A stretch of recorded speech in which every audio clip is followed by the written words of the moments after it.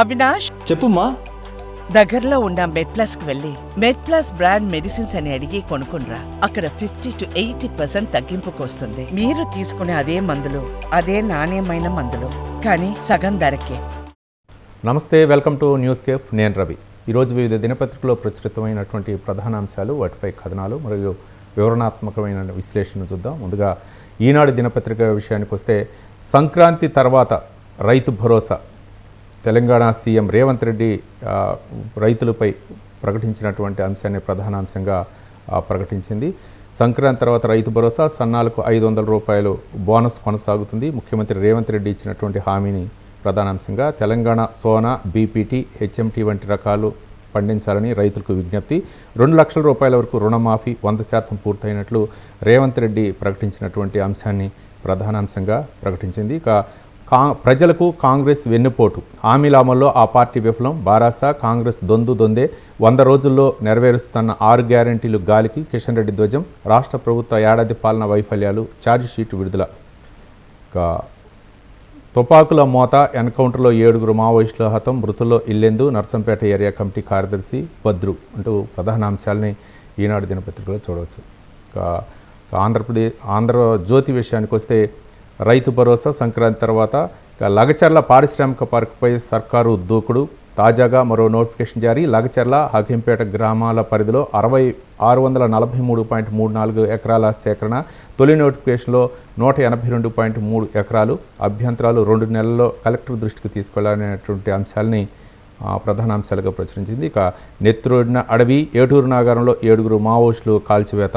ఇక నిన్న జరిగినటువంటి ఎన్కౌంటర్ విషయం గురించి ఆంధ్రజ్యోతిలో మనం చూడవచ్చు. ఇక అనారోగ్యంతో ఎవరు అప్పుల పాలు కావద్దు, అదే రాష్ట్ర ప్రభుత్వ లక్ష్యం. సర్కారీ వైద్యంపై నమ్మకం పెంచాం. ఏడాదిలో ఓపీ, ఐపీ 10 రెట్లు. జనాభా ఆధారంగా సబ్ సెంటర్లు, పిహెచ్సిలు, బస్తీ దవాఖానాలు ఉద్యోగులు కోరినట్లు. ఏహెచ్ఎన్ వైద్య కళాశాలలో 600 అసిస్టెంట్ ప్రొఫెసర్ల భర్తీకి నోటిఫికేషన్ అంటూ ఆరోగ్య శాఖ మంత్రి దామోదర రాజనరసింహ వ్యాఖ్యానించినటువంటి వ్యాఖ్యల్ని ప్రధానాంశంగా మనం ఆంధ్రజ్యోతిలో చూడవచ్చు.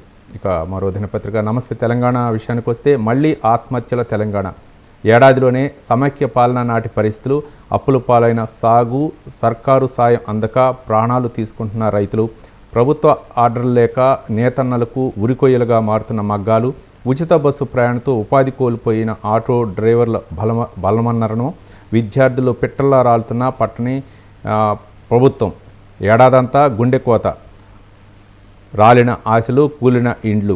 సబ్బండ వర్గాలకు మిగిలింది వేదనే అంటూ మరో ప్రధాన అంశాన్ని మాత్రం నమస్తే తెలంగాణలో ప్రచురించింది. ప్రజలు బేజార్, పాలన బేకార్ అంటూ రేవంత్ రెడ్డి పాలనపై బీఆర్ఎస్ సీనియర్ నేత, మాజీ మంత్రి హరీష్ రావు వ్యాఖ్యానించినటువంటి వ్యాఖ్యల్ని నమస్తే తెలంగాణలో మనం చూడవచ్చు. సూది మోనంతా భూమి కూడా ఇయ్యం, మమ్మల్ని చంపినా సరే జాగను ఇడిసిపెట్టం అంటూ భూమి లగచర్ల గిరిజన ప్రజలు వ్యాఖ్యానించినటువంటి వ్యాఖ్యల్ని మనం నమస్తే తెలంగాణ చూడవచ్చు. ఇక ఆర్ఎస్ ప్రవీణ్పై సర్కారు కేసు. బీఆర్ఎస్ గురుకుల బాటపై ప్రభుత్వం నిర్బంధకాండ అంటూ ఆర్ఎస్ ప్రవీణ్ వ్యాఖ్యానించినటువంటి వ్యాఖ్యల్ని ప్రధానాంశాలుగా చూడవచ్చు. ఇక ఆంధ్రప్రదేశ్ విషయానికి వస్తే, ఆంధ్రప్రదేశ్ ఈనాడు దినపత్రికలో అరబిందోకు ఇచ్చాకే అక్రమ రవాణా అంటూ పౌర సరఫరాల శాఖ మంత్రి నాదెండ్ల మనోహర్ వ్యాఖ్యానించినటువంటి వ్యాఖ్యల్ని ప్రధానాంశంగా మనం ఈనాడులో చూడవచ్చు. కాకినాడ పోర్టులో 41.12% వాటా కట్టబెట్టిన జగన్. ఆ తర్వాతే అక్కడి నుంచి పెరిగిన రేషన్ బియ్యం ఎగుమతులు. గత 3 ఏళ్లలో 48,000 కోట్ల విలువైన బియ్యం తరలించారు. దేశ భద్రతను పణంగా పెట్టి స్మగ్లింగ్కు ద్వారాలు తెరిచారు. జీఎంఆర్ నుంచి సెజ్ను లాగేసుకున్నారు. అరబిందోకు అసలైన బాస్ ఎవరో చెప్పాలి. పౌర సరఫరాల శాఖ మంత్రి నాదెండ్ల మనోహర్ అయితే మాత్రం కొంచెం దీని మీద ఎక్కువగా స్పందించారు. అక్రమ రవాణాకి ఎవరో దానికి ఆద్యం అంటూ ఆయన ఇచ్చినటువంటి ఇంటర్వ్యూ ఇచ్చినటువంటి అంశాలని ఈనాడు దినపత్రిక ప్రధాన అంశాలుగా ప్రచురించింది. ఇక అరాకొర వసతులు, అద్దె భవనాలు.